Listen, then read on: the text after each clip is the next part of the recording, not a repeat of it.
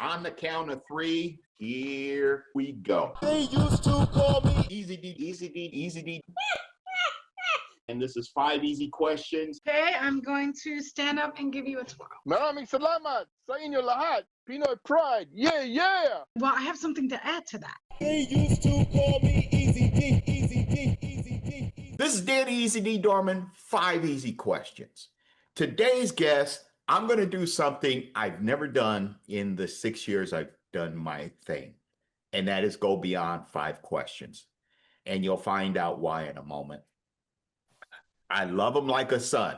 I often refer to him as one of my stepkids. I've known him for over 30 years. And over that time, I watched him grow from a kid who was afraid of ghost stories to a high school phenom from one of the best high schools in the country to a Super Bowl winner, 3-time Pro Bowler. Ladies and gentlemen, I know him as Terrell. Everyone else knows him as TJ Boss Ward. Yeah. What's up, Pops? How you doing, Mr. Dorman? I'm doing well. You can call me either way. I'm doing fine, man. I'm doing fine. I'm glad we were able to do this. It's been, we talked about it for a while, but to be honest, I always see you as so shy. I figured you were going to give me those one-word answers. Oh man, I'm far removed from teenager. I'll tell you that. I've been doing a lot of talking over the years, and sometimes I can't stop. It get me in trouble. Actually, that's going to be one of my questions because of your program. And that honestly is wait a minute. He talks. Hold on a second. I want to interview him now. So let me go. I'll go into the first question. I'll start by saying, I could talk about your lineage all day long. Your dad, Super Bowl winner. Your brother, pro football player. Your sister, athletic. And yeah, all three of you are athletes in your own right. But I want to talk about your growth, the politics and the stress of the game of football. So it's a two-part question.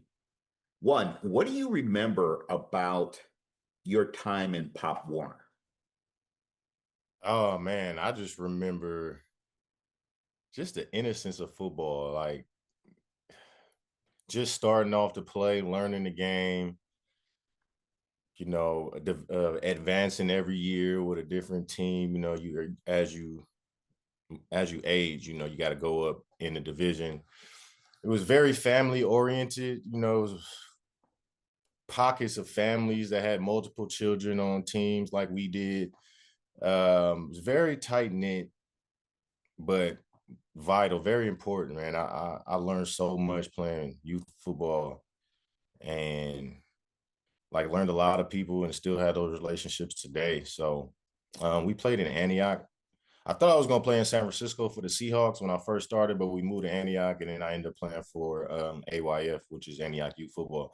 It's no longer around, but it was one of the best in the area. Okay.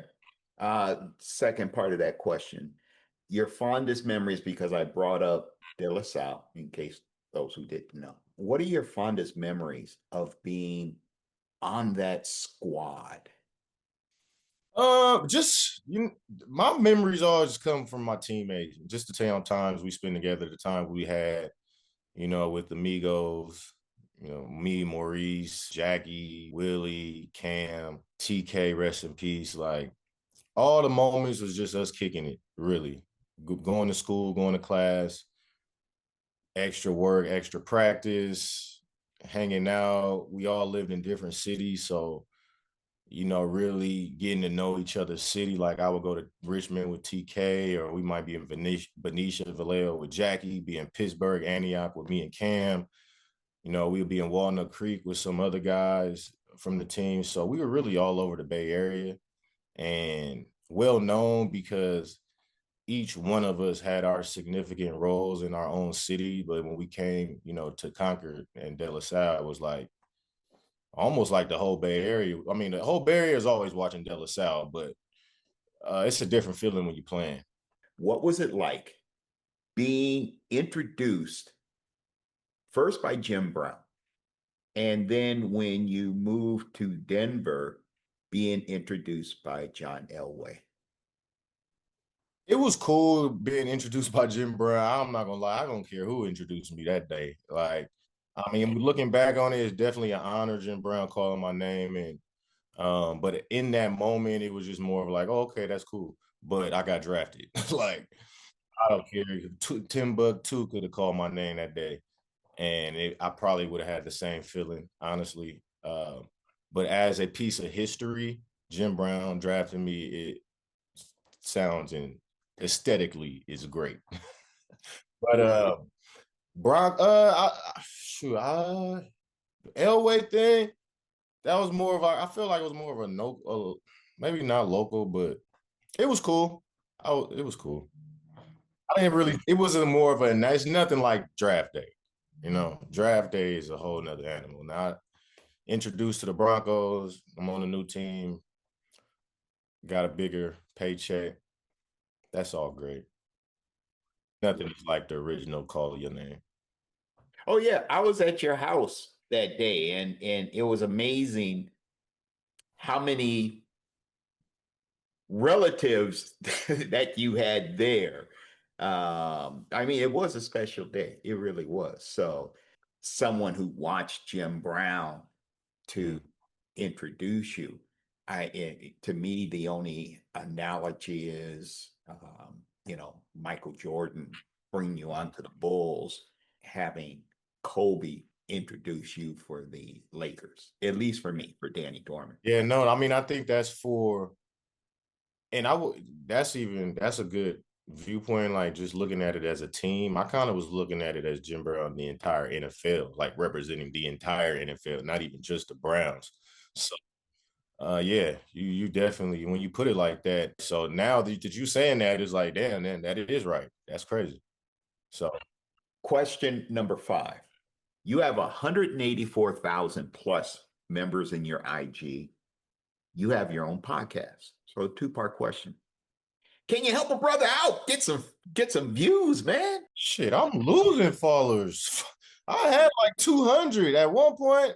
You know, you lead the NFL, you start losing followers, but the podcast, man, it should help me, um, get some traction back on Instagram.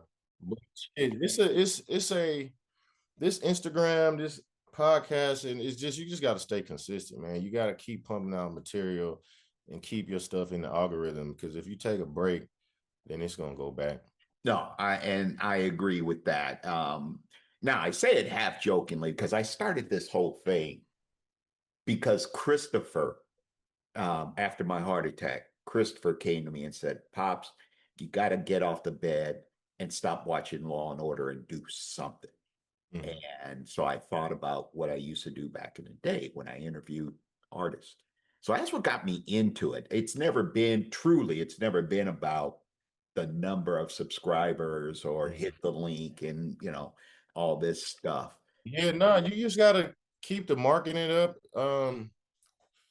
Just research some way. I mean, they'll give you the game if you seek it out. The internet will give it to you.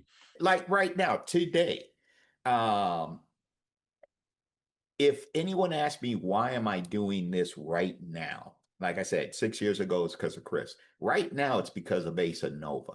I Mhm. want them to see in 30 years what it is that Papa enjoyed doing.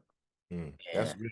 That's and good. just That's a great reason. question 6. And now this is the part I'm going to enjoy the most because I'm asking you questions as a parent and as a friend. Uh, my son, I don't know if you know this, he went back to college when you were drafted. That was his motivating factor to go back to college. I thank you and I love you for that. You have the Ward Boy Project, and I'd love for you to expound on that. Tell us about the Ward Boy Project. And then the second part of that question is going to be what's it like when someone comes up to you and says, "It's because of you, Mr. Ward, I'm doing this." Well, the War Boy Project is about developing youth, creating resources, organization. It started with just the TJ Ward Foundation, and then when Teron got in the league, he helped out, and then we started doing camps under the TJ Ward Foundation. And once we both retired, we wanted to regroup and kind of re-strategize and really do it in a major way. So we started the Ward Boy Project, created an entire board, and we had started with a board of 4 or 5. Now we got 8, and it's about to go to about 12 soon. So Kai's on the board. He's helped a lot. He's done a great job with the foundation as well. But yeah, it's basically just youth. It's youth development, youth resources, and just creating avenues for the kids in our community to be successful. You know, whether you go to De La Salle, Deer Valley, Pittsburgh, Mount Diablo, you know, this East Bay, Deep East is what we like to call it. The Deep East Bay Area, man, you know, it's where we're from. You know, we've seen the highs and lows and the goods and bads of what these kids go through daily in this community. And we both have a bunch of friends that just fell wayside or couldn't, because of various reasons, you know, progress the way that they wanted to. So we're not going to get everyone, but we're going to help those that are trying to make the numbers, you know, very low of kids that don't have the access to things. Well, and that's why I asked the second part of the question, because as recently as last night, I was at a council meeting, and I had this kid, a high school kid. He's involved in high school city politics. And he came up to me and he said, "Mr. Dorman, thank you. You know, I love that you come up and you speak for the community. And, you know, I agree with you on so many things and such like that." And it's humbling, dude. It really is humbling to have someone come up and say, "You made a difference." I am sure somebody has come up to you at least once and said that. Oh yeah, for sure. It's definitely humbling, and you feel a sense of like grace, but it's also motivational because it's kind of like you want to double up, like you want to do it more. Yeah. Like you earn $1, you want to earn 2 type. And it's like spiritual value. You know, it's not, you can't count it, but when I see younger players that even just were at my camps, Yeah. and now are pros. It's crazy. It's like, oh, I was at your camp. Now I'm a third year. And perfect example, the old safety for the Niners, Hufanga. He's playing with the Broncos now. When he was with the Niners, one of my friends was coaching him, and he called me up. He was like, "Yo, check your phone. I just sent you a picture." And he sent me a picture, and it was me and the young Hufanga. And he had to be probably like 8th grade, maybe 7th grade. And it was a picture of me and him.